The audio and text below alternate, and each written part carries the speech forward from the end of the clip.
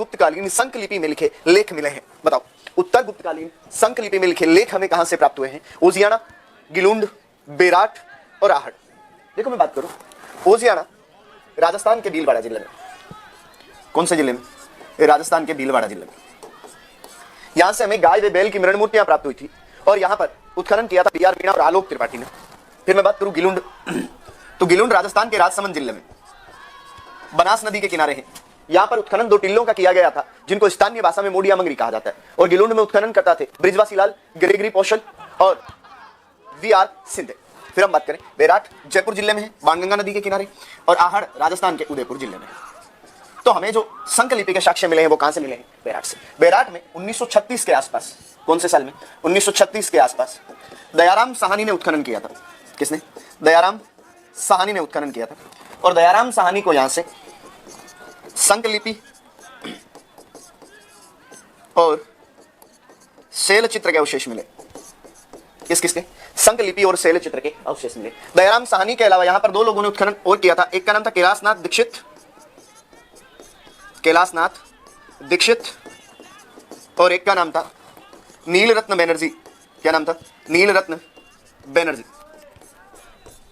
आगे बात समझ में? तो बेराट की ये सारी बातें हो गई है ना। शैल चित्र यानी रॉक पेंटिंग्स होती है, पत्थर पर बने हुए चित्र मिले, उनको हम क्या कहते हैं? शैल चित्र। और संक लिपि यानी शंख की तरह घुमावदार लिपि के अक्षर मिले हैं, तो संक लिपि। अगला सवाल, दोहरी रक्षा प्राचीरों के साक्ष्य राजस्थान की किस सभ्यता से प्राप्त हुए हैं? दोहरी रक्षा प्राचीरों के साक्ष्य राजस्थान की कौन सी सभ्यता से प्राप्त हुए हैं? बालाथल, ओजियाना, कालीबंगा और गणेश्वर। देखो हम बात करें, बालाथल राजस्थान के उदयपुर जिले में, यहां पर उत्खनन किया था वीएन मिश्र ने।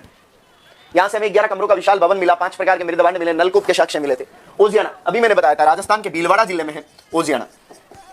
फिर मैं बात करूं, कालीबंगा राजस्थान के हनुमानगढ़ जिले में एक सभ्यता है और उस सभ्यता का क्या नाम है? कालीबंगा सभ्यता। फिर मैं बात करूं, गणेश्वर राजस्थान के सिक्कर जिले में है और सिक्कर जिले का भी एग्जैक्ट नीम का थाना क्षेत्र। कौन सा क्षेत्र? नीम का थाना क्षेत्र। फिर मैं बात करूं तो कांतली नदी के किनारे, कौन सी नदी के?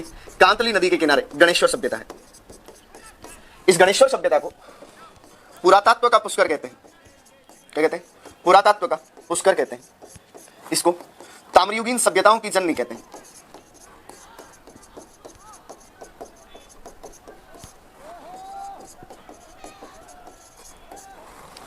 जननी कहते हैं। आगे बात समझ में? तो ध्यान रखना बेटा, दोहराई रक्षा प्राचीरों वाले साक्ष्य हमें कालीबंगा सभ्यता से मिले। कौन सी सभ्यता से? कालीबंगा से। ध्यान रखना, कालीबंगा में उत्खनन 5 स्तरों में हुआ। उत्खनन कितने स्तरों में हुआ था? 5 स्तरों। 1, 2, 3, 4 और 5। 1, 2, 3, 4 और 5। जो प्रथम 2 स्तर हैं वो प्री हड़प्पियन साइट्स हैं, यानी प्राक हड़प्पा काल की है। कौन से काल की? प्राक हड़प्पा काल की। और तीसरा, चौथा और 5वां स्तर है वो कौन से काल का है? हड़प्पा काल का। कालीबंगा एक नगरीय सभ्यता थी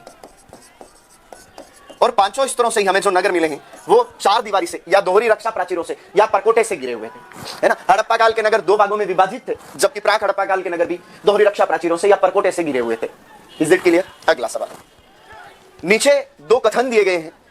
पहला कथन कि बेराट जयपुर जिले में स्थित है, यह विभिन्न युगों के दौरान एक बहुत ही विकसित स्थान रहा। दूसरा, यह महाभारत काल के दौरान मत्स्य क्षेत्र की राजधानी था। सम्राट अशोक के काल की शिलापट्टिकाएं हमें यहां से प्राप्त हुई। बताओ बेटा, इन दोनों कथनों में से नीचे दिए गए ऑप्शनों के अकॉर्डिंग सर्वाधिक उपयुक्त उत्तर आपको क्या करना है? चुनना है। कि कथन 1 सही है जबकि 2 गलत है। अगला है कि कथन 1 गलत है जबकि 2 सही है। अगला है कि कथन 1 व 2 दोनों सही है। अगला है कि कथन 1 व 2 दोनों गलत है। देखते हैं अपन। पहला कि बेराट जयपुर जिले में स्थित है, यह विभिन्न युगों के दौरान एक विकसित स्थान रहा है। हाँ साहब, बेराट से महाजनपद काल के अवशेष भी मिले हैं, बेराट से हमें मौर्य काल के अवशेष भी मिले हैं और बेराट से हमें मौर्योत्तर काल के अवशेष भी मिले, तो पहला सही है। दूसरी बात, ये महाभारत काल के दौरान मत्स्य क्षेत्र की राजधानी रहा है। हाँ, विराटनगर राजधानी रहा था, राजा विराट का शासन था। और सम्राट अशोक के काल की शिलापट्टिकाएं मिली है। हाँ, यहाँ से अशोक के 2 अभिलेख मिले हैं जिनसे बौद्ध धर्म की जानकारियां प्राप्त होती है। तो दोनों स्टेटमेंट यहाँ पर क्या है? सही है। पहला और दूसरा दोनों ही कथन यहाँ पर क्या है बेटा? सही है। नेक्स्ट क्वेश्चन अपना, निम्नलिखित में से कौन सी कृति प्रसिद्ध कवि, नाट्यकार व लेखक राजशेखर की नहीं है? कर्पूर मंजरी, काव्य मीमांसा, प्रभावक चरित्र और बाल रामायण। बताओ, निम्न में से कौन सी किताब है जो प्रसिद्ध कवि, नाट्यकार और लेखक राजशेखर की नहीं है?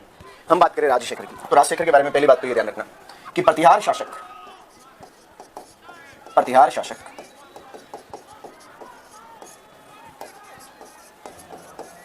महेंद्रपाल प्रथम तथा महिपाल प्रथम का दरबारी था। किसका? महेंद्रपाल प्रथम तथा महिपाल प्रथम का दरबारी था राजशेखर। फिर हम बात करें राजशेखर की पुस्तकें, किसकी बात करें? राजशेखर की पुस्तकें। तो मैं आपसे कहूं कि बाल भारत, बाल रामायण, कर्पूर मंजरी और काव्य मीमांसा। कौन कौन सी किताबें? तो बाल भारत, बाल रामायण, कर्पूर मंजरी और काव्य मीमांसा, चारों किताबें किसकी है? राजशेखर की। अब राजशेखर की किताब कौन सी नहीं है? तो ध्यान रखना बेटा, राजशेखर की किताब प्रभावक चरित्र नहीं है। कौन सी किताब? प्रभावक चरित्र। यह पुस्तक राजशेखर की नहीं। क्लियर सी बात। राजशेखर कौन से? तो ये ध्यान रखना कि महेंद्रपाल प्रथम और महिपाल प्रथम नाम के दो प्रतियाग शासक हुए थे और उनके दरबारी थे जिनका क्या नाम था? राजशेखर। फिर अगला, 1574 ईस्वी में चंद्रसेन के विरुद्ध होने पर अकबर ने उसे दंड देने के लिए किसे भेजा था? कल्याणमल, दलपत सिंह, राम सिंह और राय सिंह। बताओ बेटा, 1574 में चंद्रसेन के विरुद्ध होने पर अकबर ने उसे दंड देने के लिए किसको भेजा था? कल्याणमल, दलपत सिंह, राम सिंह और राय सिंह। कल्याणमल देखो बीकानेर के शासक हुए थे और इन्होंने 1570 के नागौर दरबार में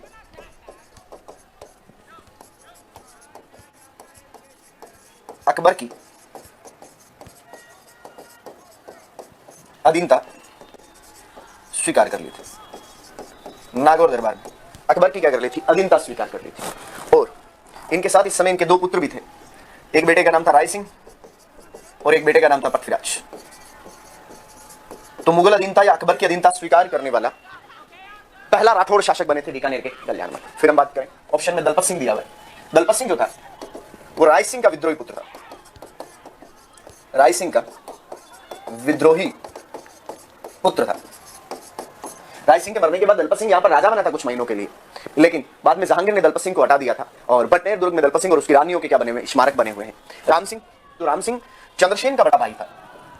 किसका भाई था? चंद्रसेन का भाई था। मालदेव का सबसे बड़ा बेटा था राम, लेकिन मालदेव ने अपने तीसरे नंबर के बेटे चंद्रसेन को राजा बना दिया था।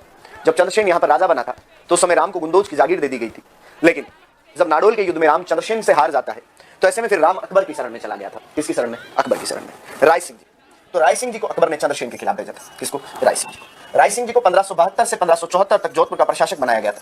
1572 से लेकर 1574 तक जोधपुर का क्या बनाया था बेटा? प्रशासक।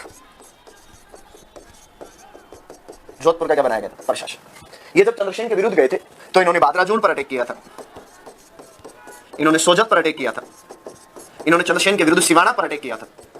तो ध्यान रखिएगा, बीकानेर के राजकुमार थे राय सिंह जी, है ना। अपने पिता के साथ 1570 के नागौर दरबार में अकबर की अधीनता स्वीकार कर ली थी और इनको अकबर ने जोधपुर का क्या बनाया था? प्रशासक, जब चंद्रसेन अकबर के खिलाफ लड़ाइयां लड़ रहा था। अगला सवाल, बीकानेर के महाराजा राय सिंह ने राय सिंह महोत्सव ग्रंथ के आरंभ में राउसिया से लेकर राय सिंह तक की वंशावली किस भाषा में लेखबंद की थी? जो बीकानेर के महाराजा थे राय सिंह जी, उन्होंने अपनी किताब लिखी थी जिसका नाम है राय सिंह महोत्सव। वो जो राय सिंह महोत्सव ग्रंथ था उसमें उसके प्रारंभ में उन्होंने रावसिया से लेकर राय सिंह तक की जो वंशावली लिखी है वो किस भाषा में लेखबंद है? मारवाड़ी में, डिंगल में, संस्कृत में और हिंदी में। देखो सबसे पहले तो मैं बात करूं कि राय सिंह की पुस्तकें, राय सिंह की पुस्तकें, तो मैं आपसे कहूंगा कि राय सिंह महोत्सव, राय सिंह महोत्सव,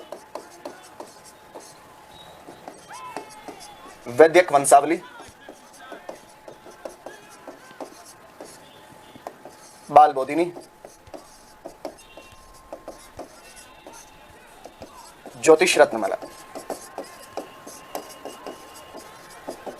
ज्योतिष रत्नमाला। अगली बात समझ में। और जो राय सिंह महोत्सव नाम की किताब है उसमें जो रावसिया से लेकर राय सिंह तक की वंशावली लिखी हुई है वो संस्कृत भाषा में है। कौन सी भाषा में? संस्कृत भाषा में। फिर मैं बात करूं बीकानेर के महाराजा राय सिंह को एक राइटर हुआ था मुंशी देवी प्रसाद। क्या नाम था? मुंशी देवी प्रसाद। उन मुंशी देवी प्रसाद ने राय सिंह जी को राजपुताने का कर्ण कहा। क्या कहा था? राजपुताने का कर्ण कहा। आगे बात समझ में ध्यान रहेगी बात। किसने? मुंशी देवी प्रसाद ने राय सिंह जी को क्या कहा था? राजपुताने का कर्ण कहा था। फिर मैं बात करूं इन्हीं राय सिंह जी को अकबर ने महाराजा की उपाधि दी थी। अकबर ने कौन सी उपाधि दी थी? तो ध्यान रखना बेटा, अकबर ने इनको महाराजा की उपाधि दी थी। फिर आगे बात करूं अगले सवाल की तरफ, तो अपना अगला सवाल है काबुल में अकबर के विरुद्ध हुए विद्रोह को किसने 1585 में सफलतापूर्वक दबाया था? काबुल में जब अकबर के खिलाफ विद्रोह हो गया था तो वह व्यक्ति कौन था जिसने अकबर के उस विद्रोह का सफलतापूर्वक दमन कर दिया था? राय सिंह जी, मिर्जा कोका, बारमल और मान सिंह जी। बताओ बेटा। 1585 में काबुल में अकबर के खिलाफ जो विद्रोह हुआ था उसको सफलतापूर्वक किसने दबाया था? राय सिंह, मिर्जा कोका, बारमल और मान सिंह जी। देखो हम बात करें, आंसर होगा मान सिंह जी। क्या हो जाएगा? मान सिंह। मान सिंह जी को अकबर ने काबुल अभियान पर भेजा था। कौन से अभियान पर? काबुल अभियान पर। कौन से साल में गए थे काबुल अभियान पर? तो ध्यान रखना बेटा, 1581 में वो गए थे काबुल अभियान पर। जब 86 में काबुल अभियान से वापस लौटे तो वहां से वापस लौटने के बाद इनको बिहार अभियान पर भेजा गया था। कौन से अभियान पर? बिहार अभियान पर भेजा गया था 1587 में। कौन से साल में? 1583 में। कौन से अभियान पर? बिहार अभियान पर। वहां से जब वापस लौटे तो इनको बंगाल अभियान पर भेजा गया था। कौन से अभियान पर? बंगाल अभियान पर भेजा गया था। कौन से साल में? तो 1594 में। काबुल अभियान पर थे 81 से 86 तक और इन्होंने काबुल में 5 कबीलों को हराया। किसको हराया? तो ध्यान रखना बेटा, मान सिंह जी ने काबुल में 5 कबीलों को हराया। 5 कबीलों को हराया और आमेर के झंडे का रंग बदलकर पचरंगा कर दिया। आमेर के झंडे का रंग बदलकर पचरंगा कर दिया। इनसे पहले आमेर के अंदर जाड़शाही झंडे का प्रचलन था। कौन से झंडे का? जाड़शाही झंडे का प्रचलन था। जाड़शाही एक सिंबल होता है, बेसिकली एक जाड़ी होती है और उस जाड़ी के अंदर 6 टहनियां बनी होती है, उसको क्या कहा जाता है? जाड़शाही कहा जाता है। और आमेर के शासक ऐसा मानते थे कि भगवान राम जिस झंडे का प्रयोग करते थे वो झंडा कौन सा था? जाड़शाही झंडा। तो ध्यान रखना बेटा, जाड़शाही झंडा कह दे, जाड़शाही जूतियां कह दे, चाहे जाड़शाही बोली कह दे, ये सारे किससे संबंधित है? तो आमेर से संबंधित है। अगला सवाल, राजगुरु, दानगुरु, हालगुरु, परम गुरु नामक उपाधियां किस शासक की है? बताओ। राजगुरु, दानगुरु, हालगुरु और परम गुरु ये उपाधियां किस शासक की है? मैं बात करूं, देखो बप्पा रावल की उपाधियां। तो बप्पा रावल को हिंदू सूरज, राजगुरु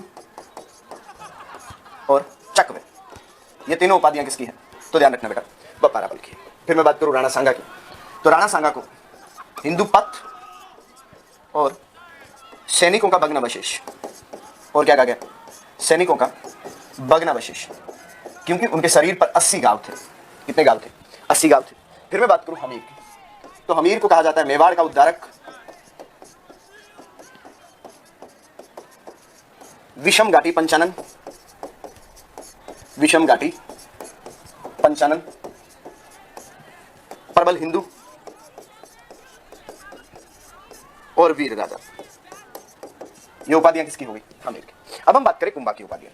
किसकी बात करें? कुंभा की। तो मैं आपसे कहूं कि कुंभा को अभिनव भट्टाचार्य, अभिनव भट्टाचार्य, नव्य भरत, हिंदू सुल्तान, राजगुरु, हालगुरु, दानगुरु, चापगुरु, राणा रासो, वीणा वादन प्रवीणेन, आदिवरा और परम भागवत। ये सारी उपाधियां किसकी हैं? तो मेवाड़ के महाराणा कुंभा की है। किसकी? महाराणा कुंभा की। तो अपने को क्या पूछा है? राजगुरु, दानगुरु, हालगुरु और परम गुरु, ये उपाधियां किसकी है? तो आपको ध्यान रखना ये सारी उपाधियां किसकी है? कुंभा की। किसकी है? कुंभा की। तो ऑप्शन डी यहां पर क्या हो जाएगा? बिल्कुल करेक्ट हो जाएगा। अगली बात करूं मैं आपसे, तो मैं आपसे कहूंगा अगला सवाल कि कौन हल्दीघाटी के युद्ध में प्रताप के चंद्रावल दस्ते में शामिल था? पुरोहित गोपीनाथ, राणा पुंजा, जयमल मेहता, हकीम खां, जेशाचारण और कृष्णदास चूड़ावती। 6 नाम दिए गए हैं। इन 6 नामों में से आपको वो नाम चूज करने जो महाराणा प्रताप की सेना के हल्दीघाटी के युद्ध में चंद्रावल दस्ते में शामिल थे। देखो 3 पार्ट होते हैं, चंद्रावल सबसे पीछा, डोलान बीच वाला और सबसे आगे वाला भाग क्या कहलाता है? हरावल। तो सबसे पहले हम बात करें हरावल में कौन कौन था। तो देखो हरावल को लीड कर रहे थे हकीम खां सूरी। कौन? हकीम खां सूरी।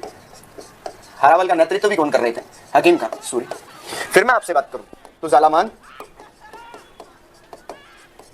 या हम कहते हैं जालाबीदा।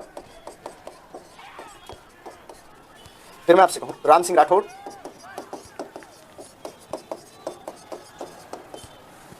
कृष्णदास चूंडावत,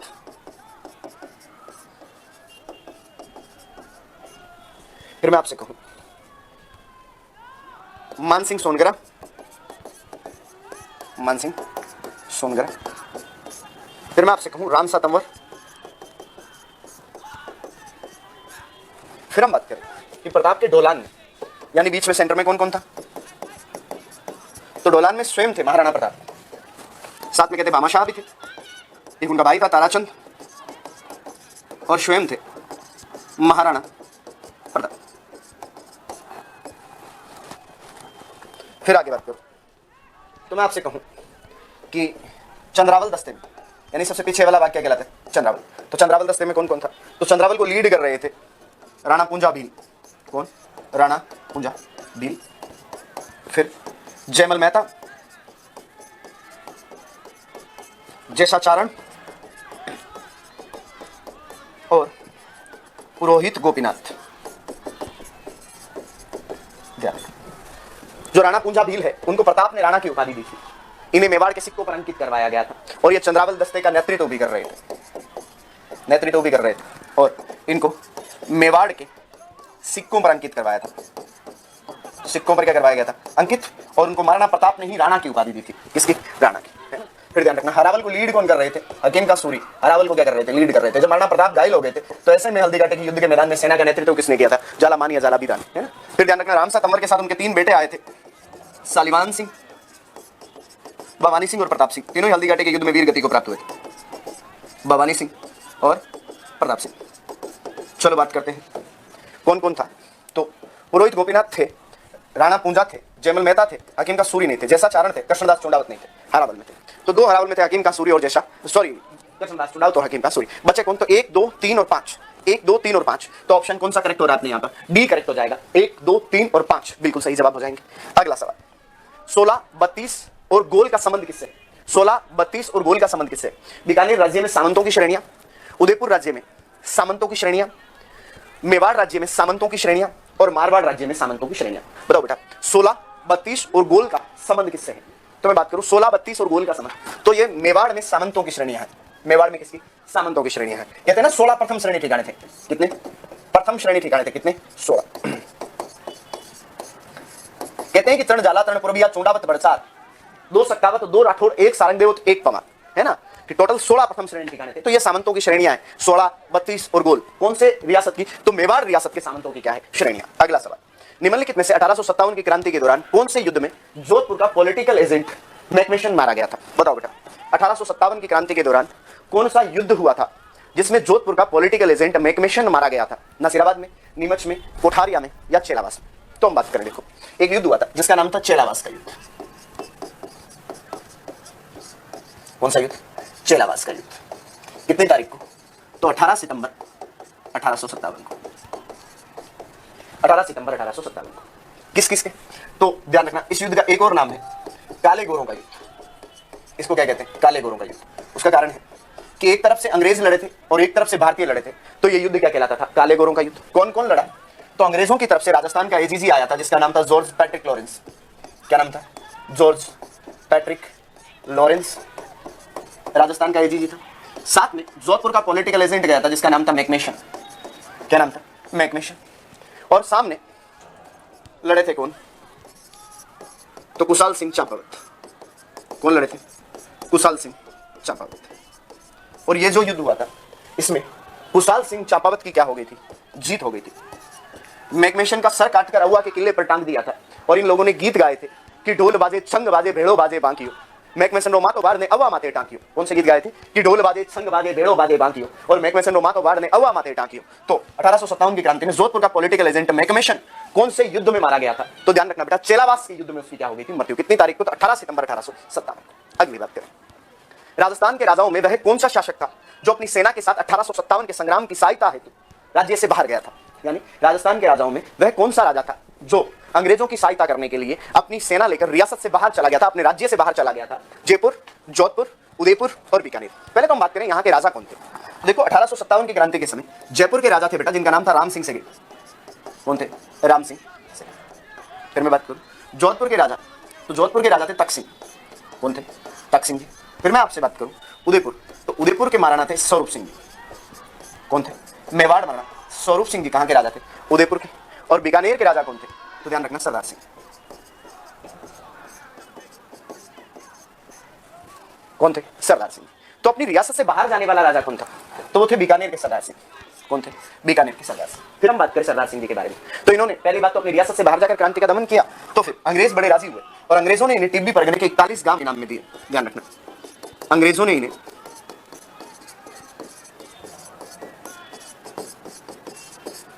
टिब्बी परगने के 41 गांव इनाम में दिए। कौन से परगने के? टिब्बी परगने के। कितने गांव? 41 गांव इनाम में दिए थे। किसको? सरदार सिंह को। तो बीकानेर के राजा सरदार सिंह थे जिन्होंने अपनी रियासत से बाहर जाकर क्रांति का दमन किया था। हालांकि अंग्रेज जयपुर के राम सिंह सेकंड से भी खूब राजी हुए थे, तो इनको सितार हिंद की उपाधि दी थी, स्टार ऑफ इंडिया की उपाधि दी थी। फिर मैं आपसे बात करूं तो इनको कोटपुतली का परगना दिया था राम सिंह सेकंड को। कौन सा परगना दे दिया था? तो कोटपुतली का परगना दिया था किसको? राम सिंह सेकंड को। आगे बात करूं, अगला सवाल, निम्नलिखित में से किन अफसरों की हत्या 15 अक्टूबर 1857 को कोटा की राजकीय विद्रोही सेना ने की थी? कौन से अधिकारियों की हत्या कोटा के राजकीय विद्रोही सेना ने कर दी थी? Major Morrison, doctor Sadler, major Burton, captain Sobers. देखो हम बात करें कोटा की, तो इस समय कोटा के राजा थे जिनका नाम था राम सिंह सेकंड। क्या नाम था? राम सिंह सेकंड। इस समय कोटा का पॉलिटिकल एजेंट था जिसका नाम था मेजर बर्टन। क्या नाम था? Major Burton. इस समय कोटा में विद्रोही थे, तो वो थे वकील जेदयाल। कहां के रहने वाले थे? मथुरा के। रिशालदार मेहराब खां,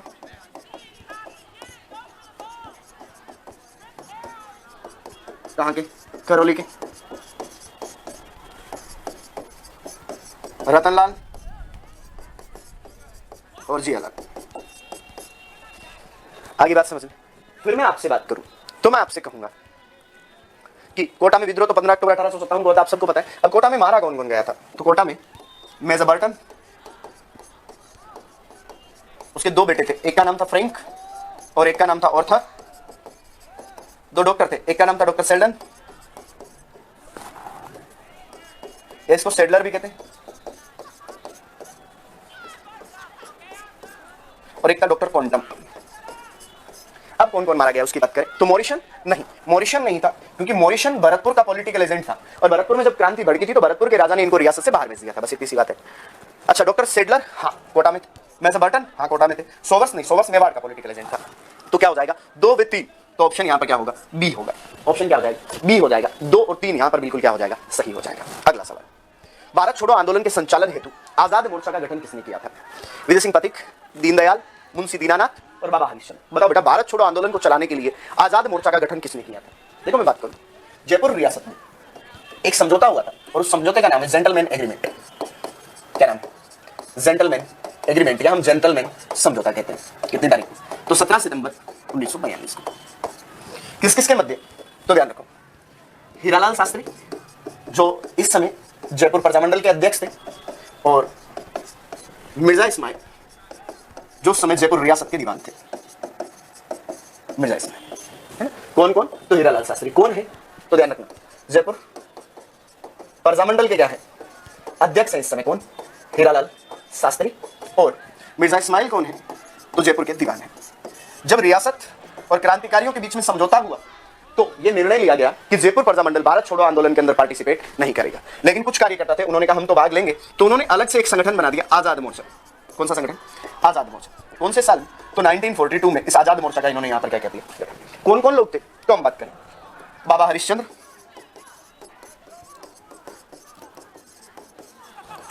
गुलाबचंद कासलीवाल, दौलतमल भंडारी और रामकरण जोशी। और यह संगठन बना था जिसका क्या नाम था? आजाद मोर्चा। तो ध्यान रखना, आजाद मोर्चा के संस्थापक कौन थे? तो आजाद मोर्चा के संस्थापक थे बाबा हरिश्चंद्र। कौन? बाबा हरिश्चंद्र। और इसी आजाद मोर्चा को 1945 में नेहरू जी ने प्रजामंडल में विलय करवा दिया। प्रजामंडल में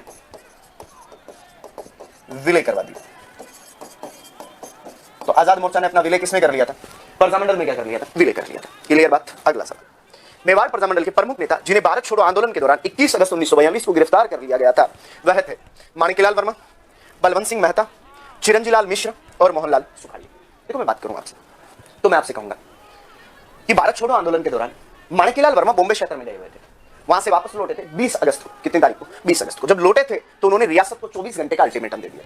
कितने घंटे का? 24 घंटे। रियासत को बात बुरी लगी और रियासत ने यहां पर कुछ लोगों को गिरफ्तार कर लिया। जैसे वर्मा जी की पत्नी थी नारायणी देवी वर्मा, माणिकलाल वर्मा की पत्नी थी नारायणी देवी वर्मा, वो भी जेल गए। जैसे उनके साथ उनके 6 महीने का बेटा था दीनबंधु, माणिकलाल वर्मा का बेटा दीनबंधु, वो भी गया था। सुशीला देवी माणिकलाल वर्मा की बेटी है, वो भी जेल गए थे। और भगवती देवी विश्नोई, मेवाड़ प्रजामंडल की बड़ी महिला नेता थी भगवती देवी विश्नोई, प्यारेलाल विश्नोई की पत्नी थी। तो ये महिला नेता भी यहां पर क्या गई थी? जेल गई थी। अब हम बात करें पुरुषों की, तो मैं आपसे कहूं कि माणिकलाल वर्मा,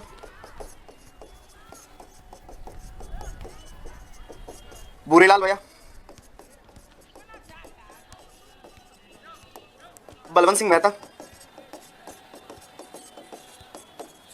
बलवंत सिंह मेहता, और साथ में एक व्यक्ति थे मोहनलाल सुखाड़िया।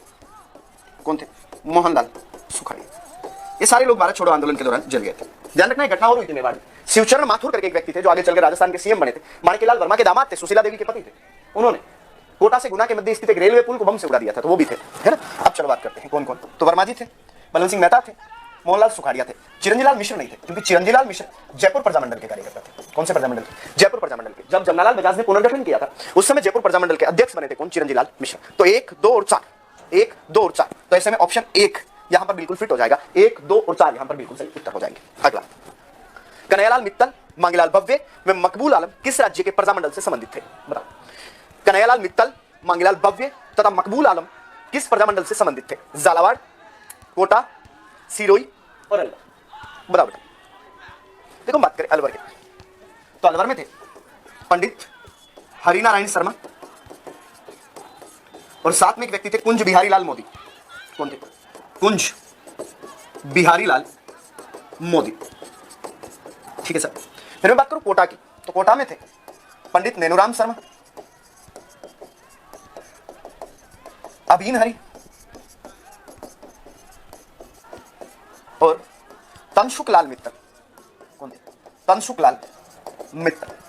सिरोही में अपने गोकुल भाई भट्ट थे ही, तो झालावाड़ में थे कन्हैयालाल मित्तल, मांगीलाल भव्य और मकबूल आलम। ध्यान रखना बेटा, झालावाड़ की स्थापना 1946 में हुई थी। राजस्थान का सबसे लास्ट प्रजामंडल झालावाड़ था और झालावाड़ के राजा थे राज राणा हरिश्चंद्र। क्या नाम था झालावाड़ के राजा का? राज राणा हरिश्चंद्र। कहां के राजा? झालावाड़ के। तो उन्होंने स्वयं के नेतृत्व में उत्तरदायी शासन की स्थापना की। किसके? स्वयं के नेतृत्व में उत्तरदायी शासन की क्या की थी? स्थापना। आगे बात समझ में, तो ध्यान रखेगी आपको बात किसकी? झालावाड़ की। अगला सवाल, निम्नलिखित सूची में से उन नेताओं को चुनिए जिन्होंने बिजोलिया किसान आंदोलन में भाग लिया था। ए साधु सीताराम दास, बी विजय सिंह पथिक, सी माणिकलाल वर्मा और चौथे हैं नारायण जी पटेल। एक एक पे बात करें तो साधु सीताराम दास बिल्कुल जुड़े हुए थे बिजोलिया किसान आंदोलन से। पहले चरण के दौरान किसानों में कहीं ना कहीं सामंत विरोधी भावना पैदा करने का क्रेडिट इनको दिया जाता है। इन्हीं के कहने पर नानजी पटेल और ठाकरे पटेल को मेवाड़ मायना से मिलने उदयपुर भेजा गया था और इनका तो एक संगठन था बिजोलिया मित्र मंडल, तो साधु सीताराम दास थे। विजय सिंह पथिक इस आंदोलन की पूरी धुरी विजय सिंह पथिक थे। 1916 में किसान आंदोलन से जुड़े थे, बिजोलिया के अंदर उपरमाल पंच बोर्ड की स्थापना की थी और आंदोलन को इतने राष्ट्रीय लेवल पर ले जाने वाले विजय सिंह पथिक थे। माणिकलाल वर्मा ये भी 1916 में जुड़े थे, बिजोलिया ठिकाने की नौकरी छोड़ दी थी और थर्ड फेज को लीड किया था माणिकलाल वर्मा ने। तीसरे चरण को नेतृत्व करने वाले माणिकलाल वर्मा थे। नारायण जी पटेल 1922 में जब रॉबर्ट हॉलैंड वाला जांच आयोग भेजा था अंग्रेजों ने, तो किसानों की तरफ से जब 4 लोग गए थे, राम नारायण चौधरी, माणिकलाल वर्मा, मोतीलाल जी और नारायण जी पटेल, उस समय किसानों की तरफ से गए थे। तो चारों ही हो गए 1, 2, 3 और 4। तो कौन से हो गए? 1, 2, 3 और 4 और अपना ऑप्शन चौथा यानी डी यहां पर बिल्कुल क्या हो गया बेटा? करेक्ट हो गया। कौन सा ऑप्शन? डी। अगला, भरतपुर का वह जाट नेता जिसने शेखावटी के कृषकों को किसान आंदोलनों के लिए प्रेरित किया था।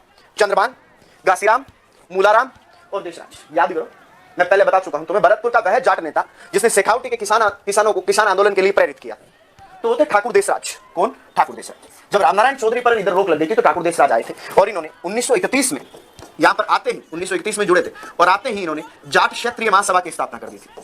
किसकी स्थापना की थी? जाट क्षत्रिय महासभा की स्थापना की थी, है ना। 1933 में इसका पहला अधिवेशन कराया था पलसाना, सिक्कर में जगह पड़ती है ना। फिर उधर 1934 में इन्होंने जाट प्रजापति महायज्ञ करवा दिया था। जाट प्रजापति महायज्ञ करवा दिया था, है ना। तो ध्यान रख लेना। आगे बात करें, अगला सवाल। 1883 में गोविंदगिरी में मेवाड़, डूंगरपुर, गुजरात तथा मालवा के भील व ग्रासिया जाति के लोगों को संगठित करने के लिए किस सभा की स्थापना की थी? बताओ बेटा, जल्दी से बताओ, जल्दी से बताइए बेटा।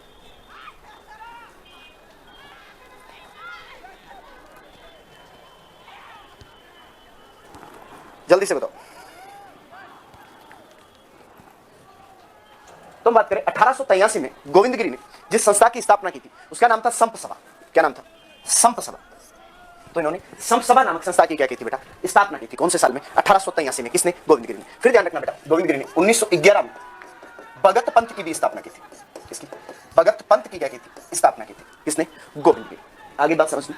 अगला सवाल, एज ऑलवेज लास्ट सवाल अपने लिए होमवर्क का होने वाला है, जिसका उत्तर आपको कमेंट बॉक्स में देना है और इससे रिलेटेड जितनी जानकारी है सारी कमेंट बॉक्स में बतानी है कि राजस्थान के एकीकरण के समय रियासतों द्वारा संघ या राज्य के निर्माण के लिए प्रयास किए गए थे। इनके संदर्भ में असत्य कथन को चुनिए। पहला कथन है, बीकानेर महाराजा सादुल सिंह ने लुहारू को विलय करने के इच्छुक थे।